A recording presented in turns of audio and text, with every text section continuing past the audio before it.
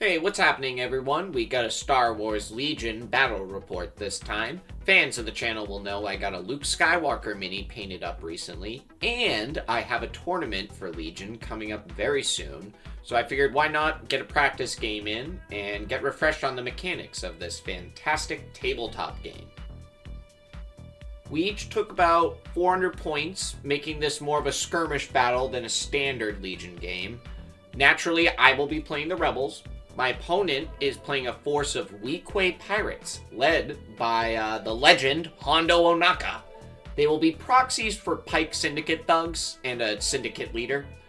As I mentioned, I took Luke Skywalker in my army, the operative form. I also took 2 Rebel squads, one with a long-range DLT, and the other has no upgrades.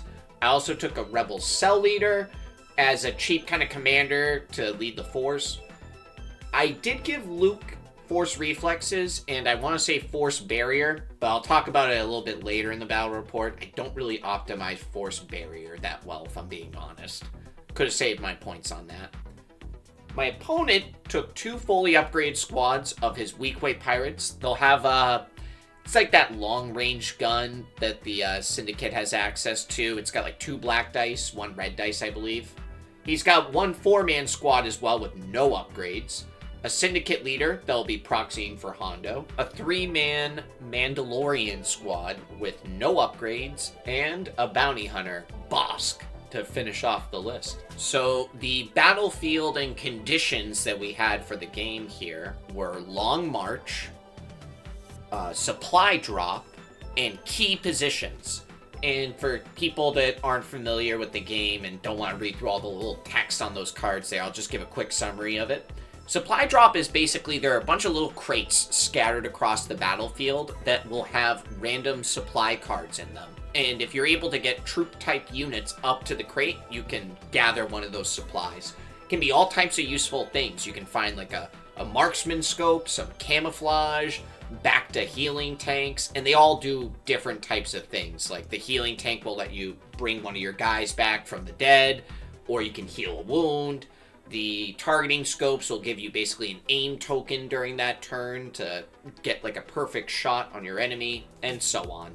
Long March basically just means we're going to be kind of the furthest distance away from each other. I will say we are playing on a square board right now, and it's also a little bit of a smaller board than like typical games, but we figured that kind of made sense since this is a 400 point skirmish game.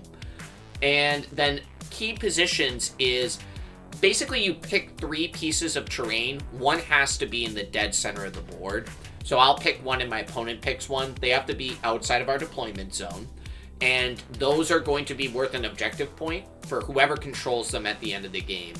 So obviously, you know, you're going to have one on your side kind of close. He's going to have one on his side. And then that neutral one in the middle is typically what people end up fighting for. That's how key positions typically plays out, but anything can happen in a game of Star Wars Legion, so I'm not saying that that's what we're going to get in this game, necessarily. So after me and my opponent pick our key positions, we kind of deploy our armies as close as we can to them. They're supposed to be outside of your starting deployment zone, but if you do a movement action pretty much right off the bat, maybe 2, like you'll be right on top of your objective. I decide to kind of play it safe on my first turn here. I played one of Luke's cards that gives out some dodge tokens. I wanted to be a little bit defensive on the first turn. My opponent played standing orders and clearly wanted to save his better cards for later. I moved Skywalker on top of the pit stop kind of scrapyard building that is my key position. He has a dodge token on him, and I'm hoping he'll just kind of be able to soak up some fire while my more squishy rebel troopers move into position. The cell leader and the 4-man squad get as close as they can to the edge of the building, and then they'll be basically doing some climb actions to get up on top of it on my next turn. My 5-man squad with the DLT actually is able to get some pretty good shots in at one of the Pike squads. I think I chipped 2, maybe 3 of them off on the first turn here.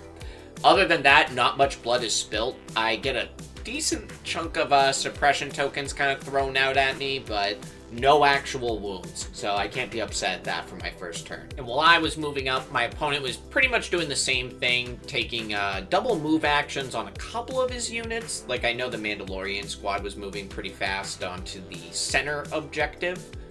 His pirate squad that got lit up luckily found some back to healing tanks, so they might be able to replace that man that they just lost. But they got shot at, I believe, twice, and will keep one of their suppression tokens onto the following turn. Bosk has a range 4 gun. I think he just does a move action and tries to take some shots at Skywalker, but was unable to get any crits through. So pretty much my cover and dodge tokens were able to just get me out of any dangerous situation there, at least for now. So it's early in the battle and I haven't really taken any casualties yet, but I am definitely noticing the numbers advantage that my opponent has, and I decide let's get Skywalker into combat sooner than later. I noticed one of his units is suppressed that's near Skywalker, and I decide to play this card that you see on the screen now, and basically move him into combat, play a really crazy Jedi mind trick on the suppressed unit, make them turn around, shoot their own bounty hunter in the back, basically, and then proceed to do some combat against the unit I charged into. I don't think I finished the unit off. They had all but one guy remaining, which is kind of good for me because then they can't shoot into combat because they have a friendly unit still engaged with Skywalker. While the close combat is going on, there's a lot of nasty blaster fire being exchanged back and forth here. My Rebel squad that I know I've been saying has a DLT, apologies on that. They actually have a Z6. I corrected it in my little list thing earlier on. I noticed it in the post edits. Apologies. But the Z6 is definitely getting some good shots in during my turn activating. But the squad on the rooftop, I think they get one shot off during this game, and then they're pretty much wiped out from 2 turns of concentrated fire of these pirates.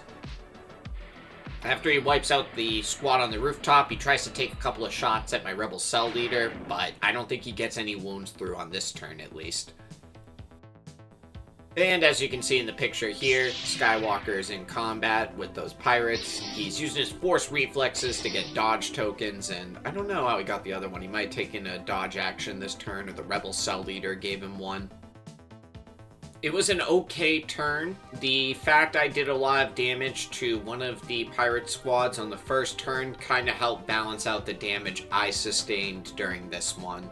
Obviously, Skywalker chopping down 2 or 3 pirates as well helps with that kill count, but I'm only in control of one objective and my opponent's in control of one, and then we're both contesting that middle one. He has a lot more units around it, and I've only got 2 other units to activate other than Skywalker, so he's really got to get his work done now, and like I said, I think this is when I kind of started to realize, oh crap, I should have kept him on that rooftop and had him supporting my troops a little bit more. But what can I say, when you see that attack profile that he's got, and he can like disengage from one unit and hop into another one, I was just too excited to get him into the thick of it.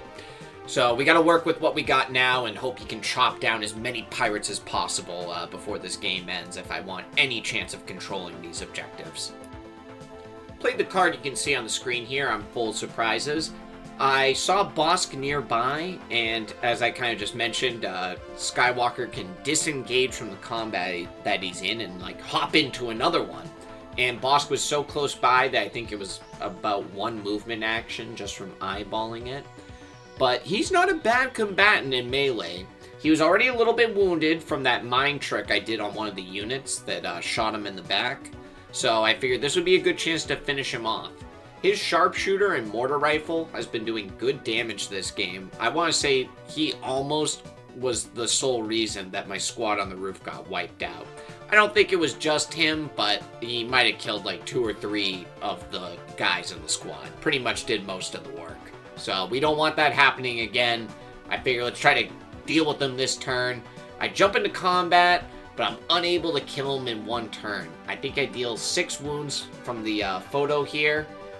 I believe that's post his regeneration roll as well. I don't believe it happens immediately, but when Bosk does eventually activate and attack Skywalker back, My dodge token and the benefits of that card, getting some extra defense dice, are more than enough to keep Skywalker completely unharmed. Pirates managed to grab another one of those supply crates, find a field scanner, which I think will give them a dodge token whenever they want it, but they're not really interested in the dodge token right now. They're aiming and shooting. This was another turn of heavy blaster fire being exchanged on this small skirmish board. However, it has been getting worse and worse for the Rebel player, as you can see. The 5-man squad that used to have a Z6 is all but reduced to just the leader of the unit, who has a dodge token. I think once they got reduced to that size, the pirate player decided that was no longer a worthy target of their firepower, and they concentrate all the remainder on my rebel cell leader, pretty much for the remainder of the game at this point. However, he just continues to get extremely lucky on his dice, his cover, and my opponent just rolling pretty poor on their actual attacks. He gets like 1 wound each turn, and we'll have to see if he makes it till the very end. But it's a very slow and tedious process chipping that guy down, at least for now. I mentioned it a little bit earlier. He pretty much is just busy during his activation, that cell leader on top of the rooftop, handing out dodge tokens to anyone that he can. Once I pretty much lose all of the units around him, he'll try to like pop off a couple of shots each turn. However, he's got extremely bad aim, and I don't think he lands a single shot over the entire game. So he's more known for his dodging than his offensive skills. And to contrast that, my opponent's Hondo model, which is essentially the same thing, even though I know I'm ruining the mystique of it all saying this. I know it's Hondo, but, you know, it is actually just a pike capo proxy, basically the leader model for them. He's doing the same thing, kind of providing a support role to his units, but for whatever reason, he gets a range 3 gun, and I've only got a range 2 pistol. So he's actually able to, like, pick off a guy or two each of these activations during that character's turn.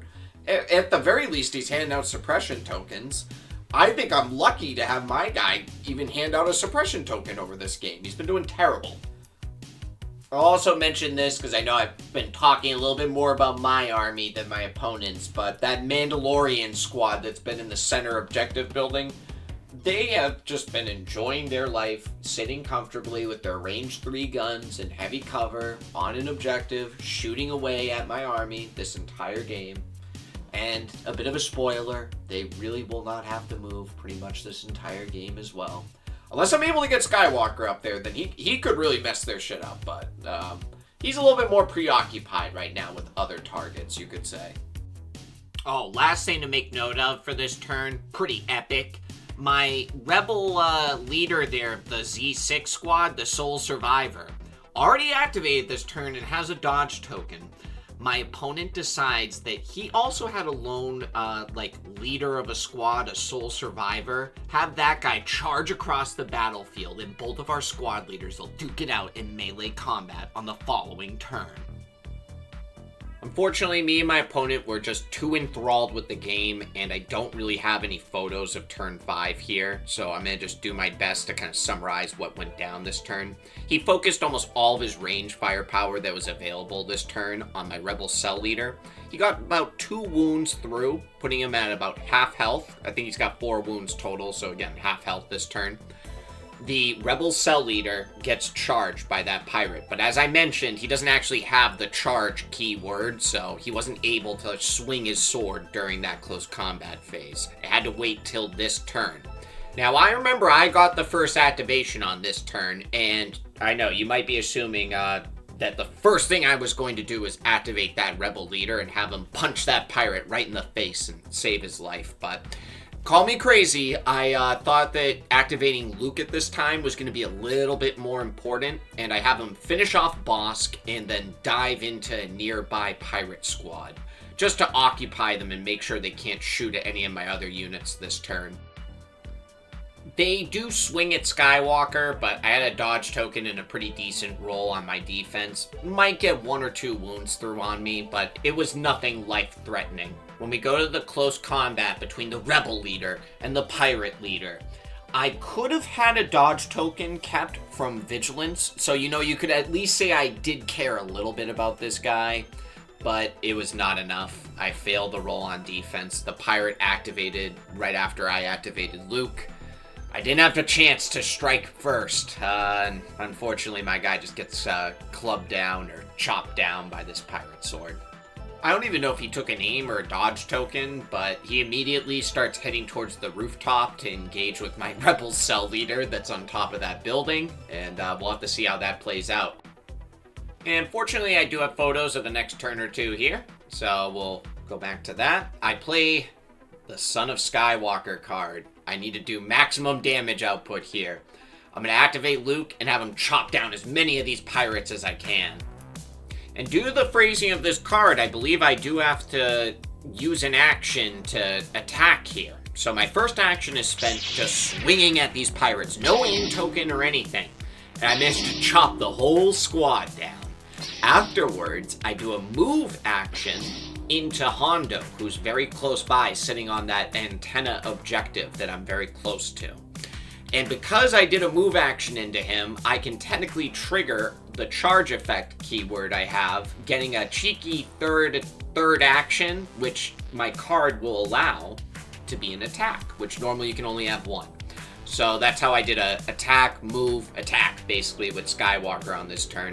If I did something wrong, please let me know. It's been a while since I played this game, but I do believe I did that correctly. I swing at Hondo, but I'm unable to kill the pirate captain on this turn. He's limping away with, I think, 1 wound remaining. The Mandalorians on that central building objective that have been sitting comfortably the entire game there take some shots at my rebel cell leader, but are unable to get the kill. And that lone pirate's on his way up top the building as well. He might take a shot at me this turn, but he fails to do any damage. The very final turn, maybe he'll be the one to get the kill on this coveted rebel cell leader who's been just taking an obscene amount of shooting attacks this turn. I might be upset that he hasn't been landing any shooting attacks, but I mean, his defense has been fantastic. I can't argue against it. So on this final turn, something very, very interesting happens. I like to imagine in my head canon that Luke Skywalker and Hondo, a very, very charming pirate leader, negotiate a truce in the midst of this battle. And both sides agree that it's best to just walk away from the situation with both their heads held high and feeling like we could call this a draw. And this isn't me just saying that, like me and my opponent decided it's going to be a draw. But the cards, the characters, the battle, the situation, it all just seemed to reinforce this narrative. Because I am a Jedi. I played this card this turn, and I selected Hondo and the Mandalorians. Now, he did have that lone pirate charging in to attack my rebel cell leader, but he whiffed his attack, and my cell leader seems to have survived the battle. And as much complaining as I might have been doing, he actually could have killed that guy on this final turn here. I don't have a photo to confirm it, but I feel like he actually did get a shot off on this very final turn, kind of when it mattered most. And yeah, basically what happened was his Mandalorians held down that central objective they've been sitting on the entire game, and then the antenna objective that my opponent picked for his objective, his key position, I had Luke on that on the final turn. He had Hondo on that as well. That's where the peace negotiations actually occurred. Makes sense that it was on such a key position, I will say. And then my cell leader held down that pit stop at the very end, so it was quite literally a tied battle. If you do it the Warhammer style, where you add up the points remaining here, it'd be pretty close. I do think I would have it in that situation just because Operative Skywalker is pretty expensive. I gave him a good amount of force upgrades, and my Rebel Cell leader was able to limp away at the very end here. Kind of funny, we both had our leaders limping away at 1 hit point each. But I also gave mine the Vigilance and whatever those binoculars are that give you the extra dodge token you can hand out. I know his leader didn't have any upgrades, so I'm going out on a limb assuming mine's a little bit more expensive as well. Mandalorians are expensive, but they are nowhere near the cost of a Jedi, which is what I brought today. And he did a great job. Like I said a couple of times throughout the battle, I did kind of misplay him. He has some cards that are kind of support based and hand out dodge tokens, relieve suppression from your units, and I should have been using those earlier on, keeping them near my units, giving them more action economy, and getting better mileage out of them throughout like the first half or third of this battle, I think. And I was just a little bit too gung-ho to have them charge in there and start chopping away at units. I think I did it just because I saw how big an indifference there was in activations, and it made me really nervous, and I figured just get them in there, have them start clearing stuff up, and evening that difference between us.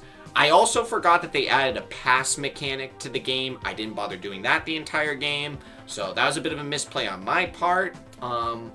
My opponent also made some misplays. He forgot that the Mandalorian Commando guys that he had have range 3 rifles and not the range 2 pistols that the Rebel ones have.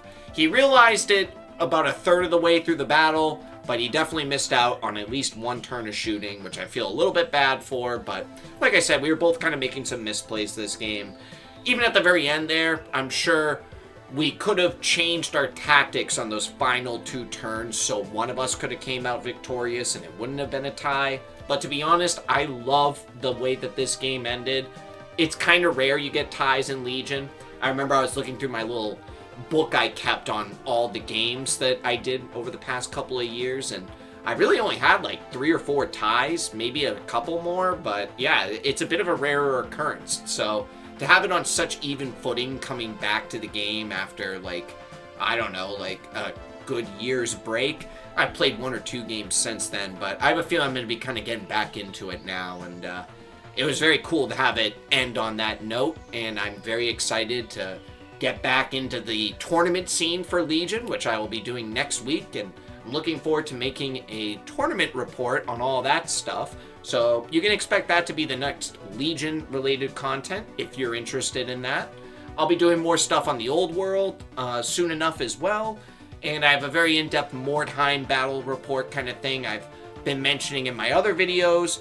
It's probably going to be done in about a month's time. It's a little bit more in-depth, but hoping to have that finished soon and out here for everyone, and that's about it. So, hope you enjoyed the battle report. Have a great day, and I'll see you all later. Bye-bye.